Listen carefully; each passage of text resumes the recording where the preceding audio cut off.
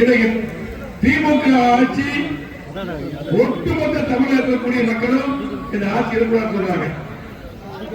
ஏனென்றால் இந்த 5 வருடமா இந்த ஆட்சி திமுக ஆட்சி நடந்து கொண்டிருக்கிறது. ஏதாவது ஒரு திட்டம் நம்ம பதவிக்கு இந்த பதவிக்கோ இந்த தொகுதிக்கோ கோவை மாவட்டத்துக்கு ஏதாவது ஒரு திட்டம் வந்திருக்குன்னா இல்ல. ஆனா காலையில இருந்து பாத்தீங்கன்னா இல்ல news paper, YouTube channel, TV எல்லாம் எது எடுத்தாலும் சாதனை சாதனை சொல்லி விளம்பரங்கள் மட்டும்தான் இருக்குது. இந்த பேப்பர்லயும் விளம்பரங்கள் டிவியில அந்த சாதனை இருக்குது. உண்மையா பார்க்க முடியல. தெரியும் ஏதாவது ஒரு திட்டம் இங்க வந்திருக்கா. நம்ம இருக்கும்போது மிகப்பெரிய வளர்ச்சி கொடுத்தோம்.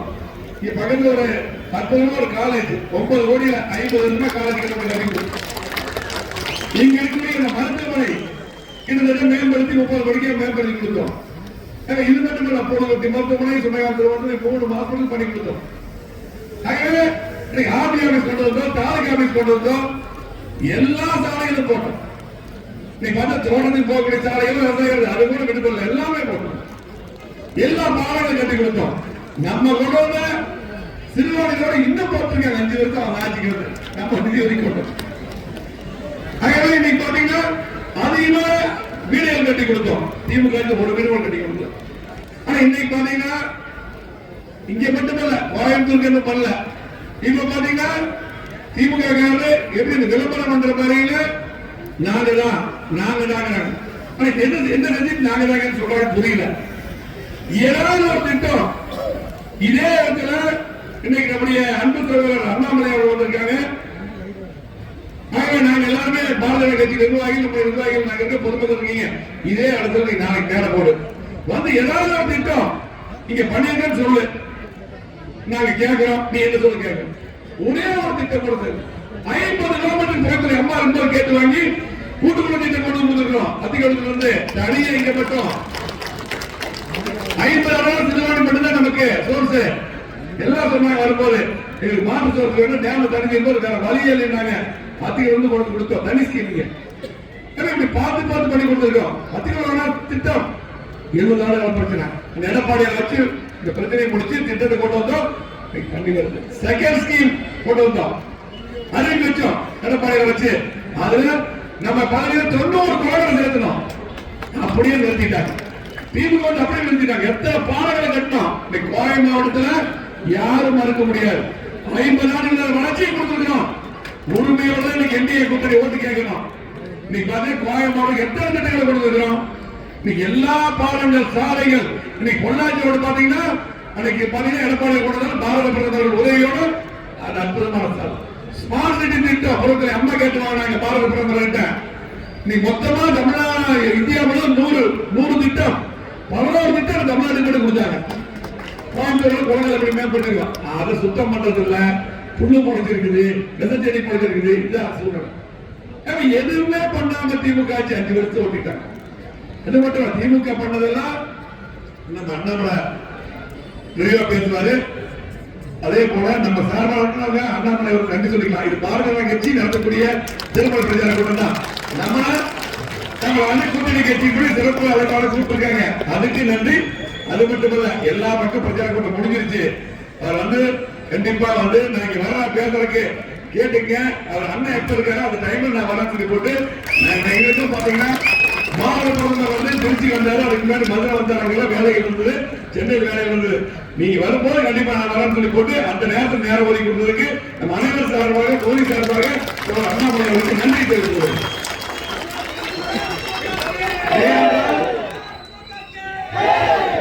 ஏனென்றால் பாத்தீங்கன்னா இன்றைக்கு திமுக பொறுத்தளவுக்கு இன்றைக்கு கண்டிப்பா யாருமே ஒண்ணு கொடுக்க மாட்டாங்க. நீங்க எந்த வளர்ச்சியை கொடுக்கல. அவர் கொடுத்ததெல்லாம் என்னன்னு கேட்டுங்க. சொத்து வரி உயர்வு, மின்கட்டண உயர்வு, பால் விலை உயர்வு, கட்டுமான பொருட்கள் எல்லாம் விலை உயர்வு தான். யாருக்கு பாதுகாப்பு இல்ல, சகோதரர்கள் பெண்களுக்கு பாதுகாப்பு இல்ல. போலீஸ் வேலை செய்யறாங்கன்னு தெரிய மாட்டேங்குது. நம்ம இருக்கும்போது போலீஸ் எப்படி இருந்தாங்க? இந்தியாவிலேயே பாரத பிரதமர்கிட்ட நம்பர் 1 போலீஸ் இருந்தா நம்ம யாரும் தொகுதி போலீஸ் விருதுவாங்க. அப்படி இருந்தா காவல்துறை இன்னைக்கு பாத்தீங்கன்னா திமுக அதிக மாதிரி ஆயிட்டாங்க. எங்க மேல கஞ்சா வைக்கலாம். இன்னைக்கு காலேஜ்ல ஸ்கூலுக்கு போயிட்டு கஞ்சா. இளைஞர்களுக்கு யாரும் பாதுகாப்பு இல்ல, பெண்களுக்கு சகோதரர்களுக்கு பாதுகாப்பு இல்ல. இன்னைக்கு நம்ம பகுதியில் அப்படி எல்லாம் இல்லாம இன்னைக்கு நம்ம பகுதியிலேயே அடிக்கடி பாத்தீங்கன்னா வாரத்துக்கு ஒரு மாற்றம் நடக்குது. இப்ப 2 நாளைக்கு ஒரு மாற்றம் நடக்குது. இளம்பெண்களை கொண்டு போய் கற்பழிக்கிறான், நீ தூக்கி வீதி போயிடலாம். பெண்களுக்கு பாத்தீங்கன்னா 18 வயசுல இருந்து பாட்டிகளும் பாதுகாப்பு இல்லை. இதான் பிரச்சனை. ஆகவே இந்த ஆட்சி தூக்கி இருக்கிற நீங்க எல்லாம் இருக்கிற நம்முடைய அக்கா மார்கள் போய் கணக்கு போட்டு போறாங்க வீட்டுக்கு போய். ஒரே அதை சொல்லி நான் முடிச்சுக்கிறேன். நம்முடைய அண்ணாமலை பேசுறதுக்கு பேச்சை கேட்டு நானும் ஆர்வமா இருக்கேன். ஆகவே எல்லா வீட்டுக்கு போய் ஒரு கணக்கு போடுங்க. எப்படின்னா 2021 பாத்தீங்கன்னா அதிமுக ஆட்சி.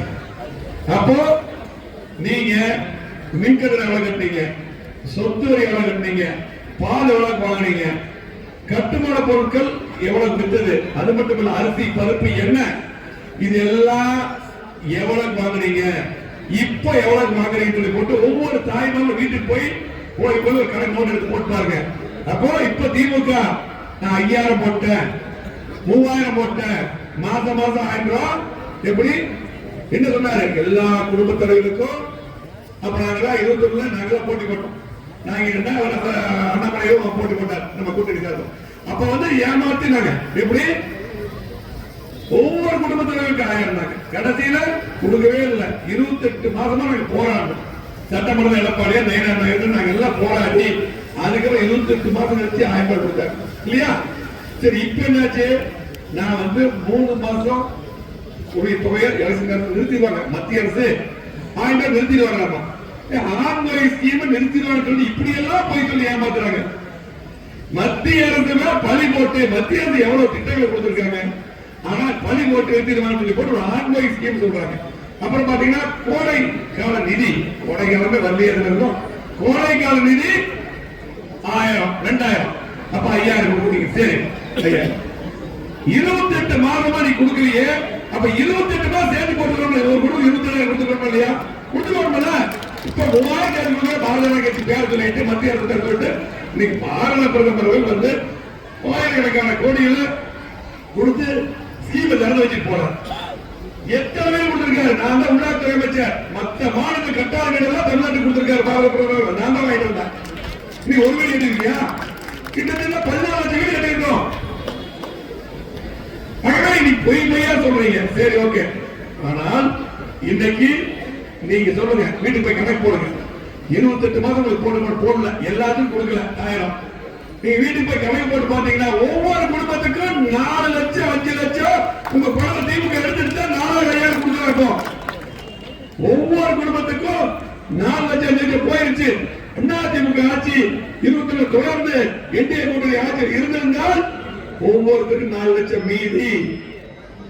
4 லட்சம் மீதியா இருக்கு. நான் விளையாட்டு சொல்ல, வீட்டுக்கு போய் கணக்கு போட்டு பாருங்க. சரியா இருக்கு, கணக்கு சரியா இருக்கும்.